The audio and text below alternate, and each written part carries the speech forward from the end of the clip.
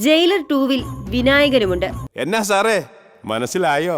പറഞ്ഞത് മറ്റാരുമല്ല, വർമ്മൻ എന്ന വില്ലൻ കഥാപാത്രമായി ജയിലറിന്റെ ആദ്യ ഭാഗത്തിൽ കിടിലൻ പെർഫോമൻസ് കാഴ്ചവെച്ച വിനായകൻ തന്നെയാണ്. സിനിമയുടെ രണ്ടാം ഭാഗത്തിൽ വിനായകന്റെ വർമ്മൻ തിരിച്ചെത്തുമെന്നുള്ള റിപ്പോർട്ടുകൾ സോഷ്യൽ മീഡിയയിൽ നേരത്തെ തന്നെ പ്രചരിച്ചിരുന്നു. എന്നാൽ ഇപ്പോൾ താൻ ജയിലർ 2-വിൽ ഉണ്ടെന്ന് നടൻ തന്നെ സ്ഥിരീകരിച്ചിരിക്കുകയാണ്. ഒരു അഭിമുഖത്തിലാണ് ഇക്കാര്യം വിനായകൻ പറഞ്ഞത്.